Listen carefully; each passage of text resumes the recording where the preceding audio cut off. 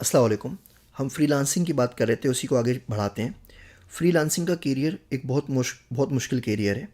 ये करियर आपके लिए नहीं है अगर आप प्रोफेशनल ग्रोथ देख रहे हैं। जब आप बैचलर्स करके नहीं मास्टर्स करके निकलते हैं, नए नए मार्केट के अंदर आते हैं, प्रोफेशनल लाइफ के अंदर आते हैं, तो आपके लिए बहुत बेहतर होता है कि आप किसी प्रोफेशनल कंपनी में काम करें, ताकि आप कंपनी के कल्चर को सीख सकें, ऑर्गेनाइजेशन कल्चर को सीख सकें, देखें किस तरीके से दुनिया में पाकिस्तान में काम होता है। आप टीम से बहुत ज़्यादा सीखते हैं। आपका कोई सीनियर है, आप उसको मेंटर बनाते हैं, वो आपको गाइड करता है। आप बाकी लोगों को देखते हैं किस तरह सीखते हैं, ऑफिस पॉलिटिक्स के बारे में आपको पता लगता है। आप पहले दिन से अगर फ्रीलांसिंग करने पड़ेंगे तो एक बहुत बड़ा लर्निंग का ये कंपोनेंट है जो आप मिस कर देंगे। फ्रीलांसिंग के लिए आपकी मेंटल हेल्थ बहुत अच्छी होनी चाहिए, because it's like a 24/7 profession है। इसमें कोई बाउंड्रीज़ नहीं होती कि ऑफिस क्या है और घर क्या है।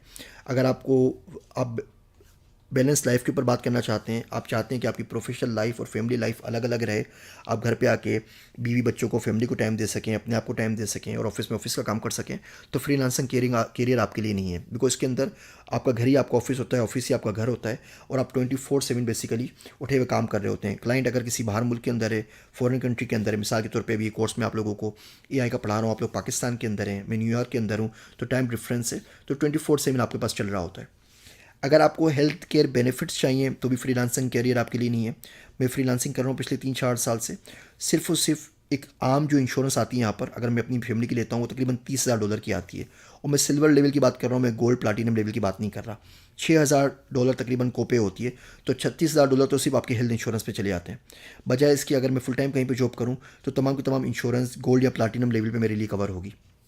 अगर आप स्टेबिलिटी चाहते हैं कि हर महीने की पहली तारीख को या हर हफ्ते आपका पे चेक आता रहे और उस पर आपकी ज़िंदगी चलती रहे, तो फ्रीलांसिंग में ऐसा भी नहीं होता। कभी आप बहुत ज़्यादा कमाते हैं और कभी 6-6 महीने आपके पास कोई काम नहीं आता। फ्रीलांसिंग के अंदर आपके पास एडिशनल एक प्रॉब्लम यह आती है कि आपको टैक्सेस और अकाउंटिंग का ख्याल करना पड़ता है। मिसाल के तौर पे, क्योंकि मैं US में रहता हूँ और पाकिस्तान में भी मेरी रिहाइश है, तो मुझे डबल टैक्सेस देने पड़ते हैं। मुझे पाकिस्तान में भी टैक्स देना पड़ता है जब मैं रेमिटेंस भेजता हूँ, और मुझे US के अंदर टैक्स भी देना पड़ता है। मेरी UK में कंपनी रजिस्टर्ड है, मुझे वहाँ भी टैक्स देना पड़ता है। और फिर इसकी अकाउंटिंग करना, तमाम काम करना, ये बड़ा एक एक्स्ट्रा काम होता है। आइसोलेशन और लोनलीनेस जो होती है हर बंदे के लिए नहीं होती। मैं तो कमरा बंद करके 2-4 महीने काम कर सकता हूँ, बहुत से लोग ऐसे नहीं होते। बहुत से लोग बिल्कुल सोशल होते हैं, वो चाहते हैं लोगों से मिलें, बात करें। साइंसदानों ने मुख्तलिफ रिसर्च की, उन्होंने बताया है कि जो लोग फ्रीलांसिंग का काम करते हैं उम्मी तौर पे उनका लाइफ स्पेन शॉर्ट होता है, वो लोग जल्दी मर जाते हैं, बजाय इसके उन लोगों के जो सोशल होते हैं और लोगों के आपस में जाके बहुत ज़्यादा लोगों से मिलते जुलते हैं। साइंटिस्ट यहाँ तक बताते हैं कि loneliness equals to having 15 cigarettes a day. तो आप 15 सिगरेट पी लें दिन की, या आप बिल्कुल अकेले तनहा हो, ये तकरीबन इसका सेम इफेक्ट होता है। डिप्रेशन होती है, एनजाइटी होती है, शॉर्ट लाइफ स्पेन होता है। ये तमाम चीज़ें होती हैं जो फ्रीलांसिंग के साथ आती है। अगर आप आर्टिस्टिक डेवलपमेंट चाह रहे हैं, आप चाह रहे हैं कि लोगों से सीखें, इन्वायरमेंट से सीखें, कोई इंस्पायरेशन लें, तो भी फ्रीलांसिंग आपके लिए नहीं है।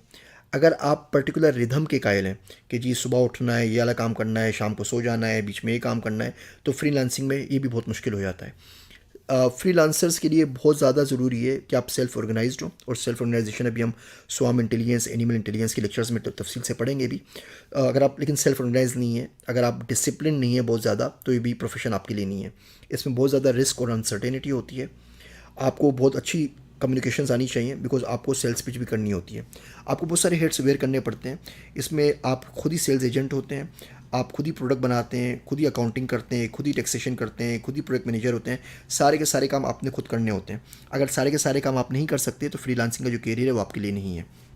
मैं तफसील से इसलिए बात कर रहा हूँ कि हमारे बहुत सारे बच्चों को फ्रीलांसिंग का बहुत ज़्यादा शौक चढ़ा हुआ है, लेकिन उनको पता नहीं होता कि फ्रीलांसिंग कोई इतना आसान नहीं है, और सबके लिए ये होता भी नहीं है, और उसके अंदर कौन कौन सी चीज़ें होती हैं। और फाइनल चीज़ रिजेक्शन।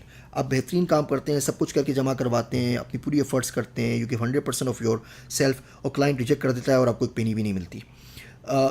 बचपन से we have been programmed for success. We have never been trained to accept a failure and accept the rejections. और उसका नुकसान ये होता है कि फिर हम बोलते हैं कि जी हम जा रहे हैं, हमसे काम नहीं हो रहा, हम लोगों को गालियाँ भी देते हैं, जैसे पिछली ईमेल्स का मैं आप लोगों की जिक्र कर चुका हूँ। तो अगर ये तमाम खूबियाँ आप में नहीं हैं, अगर ये तमाम चीज़ें आप चाहते हैं, तो फ्रीलांस का जो करियर है वो आपके लिए नहीं है। अगले लेक्चर में बात करते हैं कि अगर आप AI का ये कोर्स जो आप पूरे का पूरा ले लें, तो इससे आप किस किस तरीके से पैसे कमा सकते हैं।